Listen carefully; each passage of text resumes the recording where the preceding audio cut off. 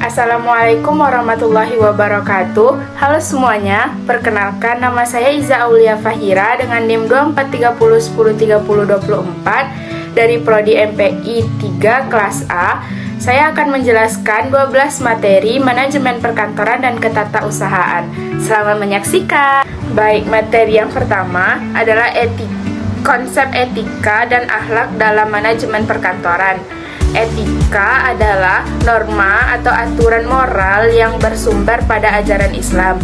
Sedangkan akhlak, perilaku atau karakter yang melekat pada seseorang yang mencerminkan iman dan ketakwaan. Prinsip-prinsip etika dan norma dalam perkantoran adalah yang pertama, kejujuran, amanah, tanggung jawab, keadilan, disiplin, dan sopan santun. Prinsip disiplin dan tanggung jawab profesional dalam kantor. Disiplin itu menepati waktu dan aturan kerja, konsisten dalam menjalankan tugas dengan baik. Sedangkan tanggung jawab melaksanakan kewajiban dengan penuh kesadaran, siap mempertanggungjawabkan pekerjaan dunia dan akhirat. Selanjutnya, konsep dan ruang lingkup manajemen perkantoran. Konsep dasar manajemen perkantoran. Manajemen perkantoran adalah proses perencanaan, pengorganisasian, pengarahan, dan pengawasan aktivitas kantor untuk mencapai tujuan organisasi secara efisien dan efektif. Fokusnya pada pengelolaan informasi, administrasi, dan pelayanan. Tujuannya, yang pertama, menyediakan informasi yang tepat, akurat, dan cepat. Yang kedua, menunjang kelancaran operasional organisasi. Yang ketiga, menjamin efisiensi dan efektivitas kerja kantor. Yang keempat, memberikan pelayanan administrasi yang baik. Ruang lingkup manajemen perkantoran ada 5. Yang pertama, pengelolaan administrasi dan arsip, pengaturan korespondensi dan komunikasi, pengelolaan keuangan dan pelengkapan kantor, pengaturan sumber daya manusia kantor, dan yang terakhir, pelayanan terhadap manajemen dan pelanggan internal. Selanjutnya, fungsi-fungsi manajemen dalam konteks perkantoran. Yang pertama, perencanaan, menentukan tujuan dan strategi kerja kantor. Yang kedua, pengorganisasian, mengatur struktur organisasi kerja kantor. Yang ketiga, pengarahan, memberikan instruksi dan bimbingan kepada pegawai. Dan yang terakhir, pengawasan, memastikan pekerjaan sesuai standar dan target. Selanjutnya, model-model manajemen perkantoran modern. Yang pertama, model manajemen tradisional modern. Yang kedua, model manajemen berbasis teknologi. Yang ketiga, model manajemen partisipatif. Dan yang terakhir, model manajemen berbasis hasil. Materi selanjutnya, perangkat lunak pengolah dokumen dan data. Perangkat lunak pengolah dokumen dan data adalah aplikasi komputer yang digunakan untuk membuat, mengedit, menyimpan, dan mengelola dokumen teks, angka, maupun data lainnya. Jenis-jenis perangkat lunak, yang pertama pengolah kata, pengolah angka, pengolah presentasi, pengolah database, dan yang terakhir manajemen dokumen digital. Fungsi perangkat lunak, yang pertama mengolah data dan informasi, mendukung pengambilan keputusan, dan meningkatkan efisiensi dan produktivitas. Selanjutnya, sistem arsip digital dan manajemen berbasis data.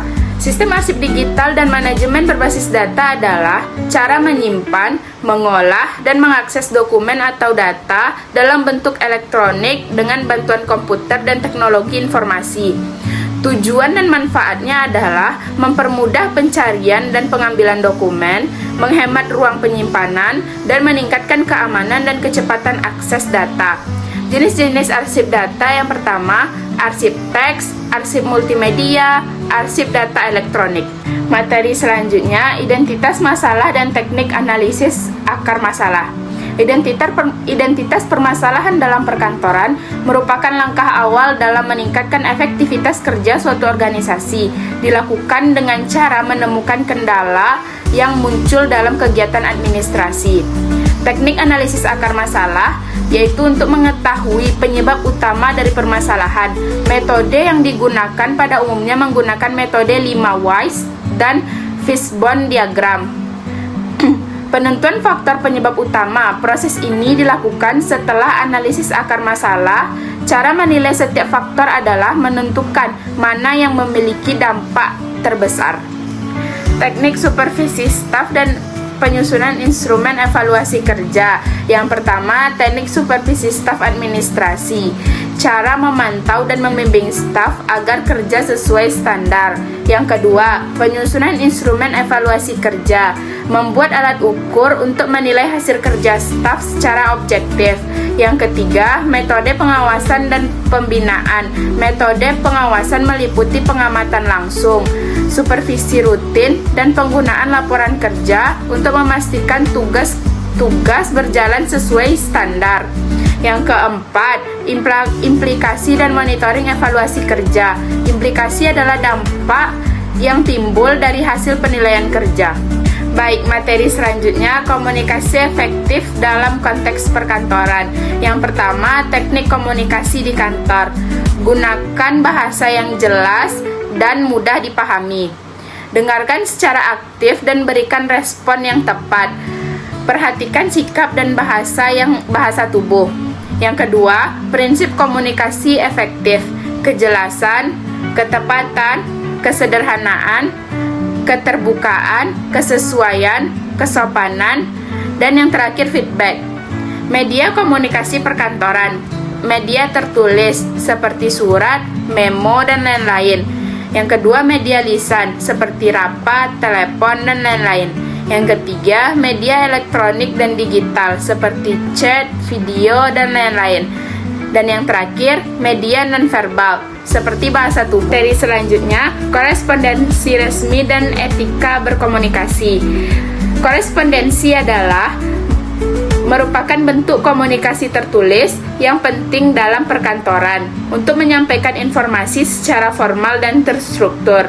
Jenis-jenis korespondensi resmi yaitu surat dinas, surat permohonan, surat undangan, surat pemberitahuan, surat keputusan, dan lain-lain. Materi selanjutnya, perencanaan kebutuhan sumber daya manusia dan sarana prasarana. Perencanaan kebutuhan sumber daya manusia adalah proses strategi yang dilakukan organisasi untuk menentukan jumlah, jenis, dan kualitas tenaga kerja yang diperlukan dalam jangka waktu tertentu agar tujuan perusahaan dapat tercapai. Sedangkan perencanaan sarana dan prasarana adalah proses pengaturan dan pengelolaan fasilitas, peralatan, dan infrastruktur yang dibutuhkan untuk mendukung aktivitas operasional kantor. Materi selanjutnya, penganggaran dan alokasi sumber daya kantor. Yang pertama, perencanaan anggaran. Tahap awal adalah perencanaan anggaran. Perencanaan dilakukan dengan memperkirakan pendapatan dan pengeluaran. Yang kedua, alokasi sumber daya. Setelah anggaran direncanakan, lalu alokasikan dana adalah bagian yang dibutuhkan. Tujuannya agar pemanfaatan sumber daya lebih efektif. Yang ketiga, penggunaan dana. Dana yang telah dialokasikan digunakan untuk kegiatan operasional kantor, seperti beri peralatan kantor dan lain-lain.